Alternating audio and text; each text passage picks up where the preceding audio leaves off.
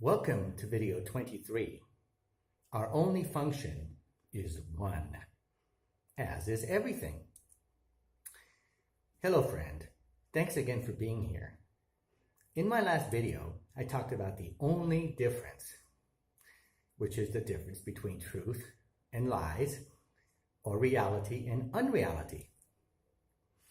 Light, truth, and reality is oneness. Yes, we're doing a lot of talking about oneness. That's because all the confusion we feel about everything is based on the belief that there's more than one idea. Most of us can be made to believe that maybe the world of myriad thoughts, concepts, notions, theories, views, opinions, feelings, beliefs, attitudes, conclusions, and situations can be narrowed somehow down to one set of opposite ideas, such as good and bad or right and wrong. But few of us are willing to accept the fact that in truth, which can have no opposite, there is only one idea. And that is the idea of oneness, with no opposite and with no shades or gradients whatsoever. Have you ever thought of the opposite of reality? If you did, you'd come up with the idea of unreality. What the heck could that be? Maybe it's what's been confusing us our whole conscious existence. Maybe unreality is extremely confusing and makes no sense because reality is extremely simple and has no opposite and makes total sense. Again. Today's topic is the only function is one, or the rediscovering of oneness. Oneness is calmness, certainty, and supreme happiness, or joy. Oneness is sanity. When we think that, no matter what we believe or see or think, that in truth there is only oneness, we can actually consider laying aside our sword, which has never profited us once, and throw down our shield, which has only kept God out of our awareness, and relax for a while.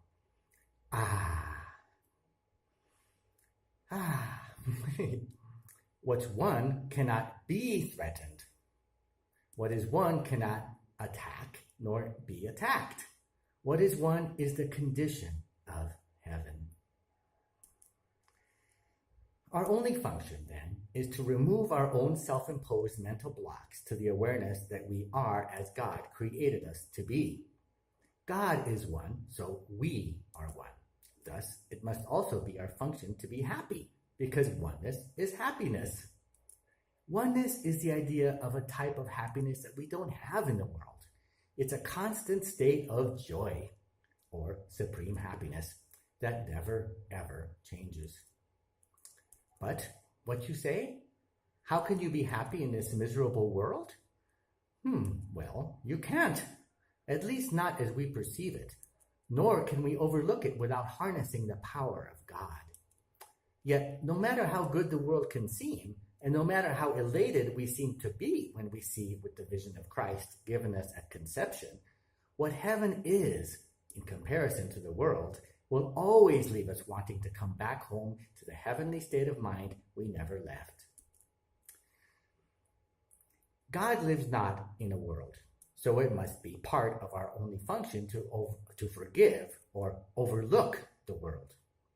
This is not our home, and somewhere in our mind, we very, very much know this to be true. To see not a world that cannot be, and see one instead that reflects heaven is to be saved. So salvation must also be part of our only function. Though our only function is one, it has many aspects. Yet all the aspects have one thing in common. They free us from bondage. We must overlook or forgive everything we think with our mind apart from God, which is reflected in every single aspect of the world we believe in, yet will never be real. only what God wills can have any reality to it at all. And whatever he wills must be exactly like him because, well, here we go again, because God is one.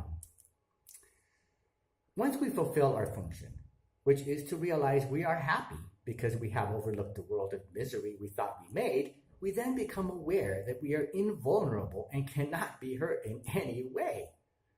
To overlook the world is to overcome the pain which is inherent in it. The world is nothing in itself since it wasn't created by God. God cannot conceive of anything that is not a part of his oneness or that could have opposites. So the world, no matter how real it may seem, is just a very realistic dream.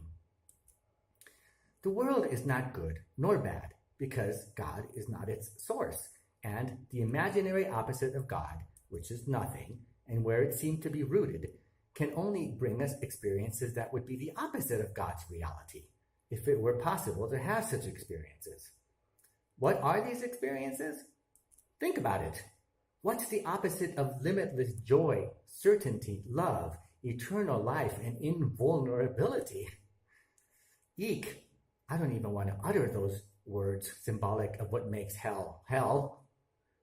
But if you do ponder that idea for a while, you will realize that the answer is not a happy one at all. How did all this happen? Well, it didn't.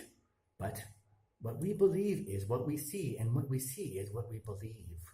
It's a trap. We believed we could want what we could never want, to live apart from everything, to usurp God's singular authority, which is impossible, and to be our own creators, because we believed we knew ourselves and our needs better than God ever could. A lot like a child who wants to be independent at 4 years old and thinks he doesn't need his mama and his papa anymore. What kind of parents would allow their 4-year-old or even their 14-year-old to go off into the world without the wisdom they learned through the decades, lovingly guiding them, and without their parents' sure protection? Very, very few would. And God is better than any earthly parent, because when God says that this is the way it is, there's no option to cut the cord and go our own way. We cannot be independent of God. The cord is never cut because we would cease to exist if we lost our source. It's not that God doesn't trust us to deny us independence. It's just that there's nowhere else to go that's not within him, since God is all in all. There is no outside of him. God knows not of separation. What makes God so awesome is that he just is what he is. A lot like Popeye. He is everything put together. Thus, he's very, very sweet to all, always, no matter what, because to be anything else would be to be that to himself, and that would be insane. And God is not insane, okay? The urgent thing to think about right now is this. God created us like himself. Thus, we must be like him to recognize our oneness with him. We must learn to love and appreciate everything and everyone because it's a part of us. If any part of us out there seems unlovable, then we must withdraw that judgment we made on it through the process of forgiveness and remember that God is 100% lovable and kind forever. So must everyone else be as well, including those people we hate but shouldn't. It's not them that made themselves seem unlovable or ugly or whatever. It was us in our fear who labeled them thus, because we don't like thinking that we could be that ugly idea. We don't need to try to get rid of ideas that are false. We just need to stop believing they are true. This brings up the concept of projection. To project, you must project onto something other than yourself. This is what we do, but we have totally blotted it out of our awareness. We are 100% lovely, no matter what we believe, but we don't believe it. So we have these ugly thoughts in our mind, and they are so unpleasant and so not attractive and hurt so much to keep in our mind that we try to project them outside of us, then hate them in others to try to convince ourselves that it's outside us and not in others, in us. This whole insane exercise, this very sad game, is so disheartening that it's quite evident that it can't possibly lead to happiness. Yet we keep doing it. Yet further proof that we are being mental. Sorry to spoil this sad party, but it is not possible to project to get rid of hated ideas because we are one and God is not hateful. It may appear that there are others out there that are not us and that couldn't be of God, but this is only a dream, remember? In this dream of bodies, everything seems to be separated from and different and on different levels from everything else. The truth, however, and when we are awakened finally from this dream, we will know this to be true, is that there are no differences and there are no bodies. There is only the mind of God, and we share his mind, and there are no divisions between the different aspects of his mind. We can never project something outside of us to get rid of ideas we hate because there is no outside of us. And there are no hateful ideas because God is only one happy idea. The much better thing to do than to deny reality and fling blame, hatred, and to attack our brothers because we fell into a deep sleep and continue to spin imagined webs of impossible illusions is to sit down, take a few deep breaths, and have a tea or coffee. Relax a moment. Consider this alternative idea. There is no ugliness to project. There is no fear to hide from. There's only God, and he's not ugly, and he's the very gentle spirit of love, truth, and reality that we've always hoped for. All of the stuff that seems opposite to him is not really there, so it has no real power. If you choose to withdraw your belief from it, you won't even see it anymore, ever again. Simple solution, right? Right. Now we are entering into the realm of the God solution to all the problems of the world. There is no world, so there are no problems. Simple. Ding, ding, ding, ding. When we accept that we are and will forever remain as God created us, which is a complete being, and stop trying to make ourselves, we can begin to see it, first in our thoughts and conceptualizations of what it is to be a holy Son of God. But then we begin to see it in what seems to be the world around us. We must choose the power of our decision to choose God in heaven for all time and for all minds, even though there is no alternative, because in this world we believe there are choices to choose from. Eventually, we will realize that we cannot change what we were eternally created to be, and that our destiny is fixed and our reality immutable. In conclusion, we must quit trying to become. Our function is to accept ourselves as God created us to be, which requires an about face, a total turnaround from the impossible direction we think we've been traveling on and the illusory destination we've been trying to arrive at. There's no place to go. We are at our destination because God put us there. We are who God fully created us to be before time began. There's nowhere to go and nothing and no one to become. Do we really want to be no one, nowhere? I don't want to be a nowhere man, and I know you don't either. We already are awesome because God is awesome. We'll never be able to be more awesome than God already created us to be.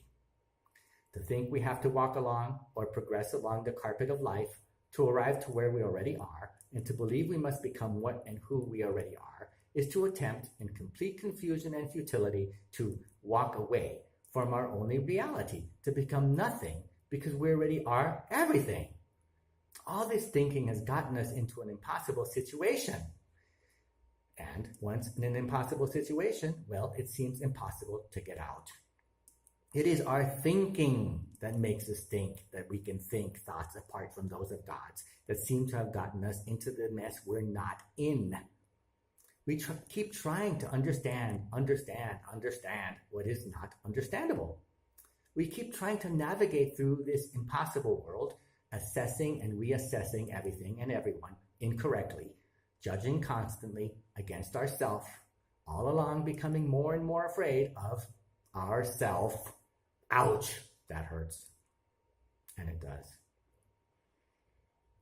The answer is to put all our thoughts into the loving hands of God's helper, who will happily dissect your ideas and remove all impossible elements from them, then return them to you clean and purified of all the hellish ideas we inserted into reality so we could be happy. But to do this means that we must accept the fact that we are just not that smart without God. We need to embrace the idea of being clueless, not because we aren't as wise as is God, but because we are not able to think or do or be anything at all without Him at the helm of our lives. He is God. Give Him back that steering wheel. Or do you like to really keep crashing into trees and careening off the road and into the mud and off of steep cliffs each and every single day? Aren't you exhausted of being miserable yet? I pray that whoever is watching this video will reach the end of their rope sooner than later, that you would finally have reached your limit of self-deception and insane ideas, that you finally get sick and tired of being sick and tired. How much longer can you continue thus? Wouldn't you rather be clueless and happy than thinking yourself to oblivion? There's nothing to think of. God already took care of everything for us. He created us as everything and set us in heaven as one. No place else and no one else exists. Cluelessly accept our true identity and be glad. But none of this will work if we don't accept one very critical fact. We are not a body. We may firmly believe we have one, but we don't. What we are and have always been is an aspect of the eternal spirit of oneness and love. So, not only do we not have a body, the body we don't have has no needs except those we have assigned it, all in the name of lack and limitation. Remember, the world must be the opposite of God, which even though it cannot exist, if it did exist, it would be the opposite of endless supply and provision given us automatically and at no cost forever. We must learn to realize that everything about the world is not true or continue to be confused and suffer. Not just that we don't have bodies, but that we have no needs because we have no bodies. This does not mean that you should stop eating if you think you will die if you don't eat, because as long as you still believe you are in the world, you will still believe you are in a body, and you will still believe you need to eat, or you will still believe you would die if you didn't. Slowly but surely, with our willingness to learn something different and true, we will begin to realize that not one single idea or thing in the world has any truth or reality to it at all. We don't need food because we're not a body. Our bodies don't need food because there are no bodies. We don't need to live apart from God because we are already supremely happy and just need to wake up to that fact. As we begin to make these realizations, we begin to slowly let go of these core beliefs of lack and limitation, sickness and death, and with each new space opened in our mind, we can begin to see truth and reality a little more clearly. Pensive thought to ponder. How can we get sick and tired if what we are in truth cannot get sick nor tired? Good question. The truth is that in this dream world, what cannot possibly happen happens all the time. Quit trying to rise above the ills of the world, because the world was made from the sick and thought of the opposite of God and can only bring more sickness and eventual death. Allow yourself to see that you are sick and tired in this world of sick and tired ideas. You are not even alive here. You are as good as dead. Anything that is born and dies was never really alive. Wouldn't being really alive be better than only an illusion of life? Except that we erroneously believed we could think a thought apart from God, and that this idea, though false, got us into a heap of trouble. Not real trouble, but it's like we fell into a labyrinth with no exit, a serious conundrum that we can't solve. We need to be saved from unreality. Only what is real can pull us out. Ask with deep desire and a conviction to change our thinking for God's help. He will show up, I promise you. In fact, He already did. It is not a matter of changing reality to snap out of a dream. It's a matter of awakening to the fact that we believed in the dream was never real. When we wake up, the true state of affairs of the mind, which is the calm and happy idea of oneness and total abstraction, will return to our awareness, and we can finally realize just how blessed we have always been. This is the truth. Everything's a blessing and everyone's our brother. Let's rejoice and say hallelujah. See you in my next video.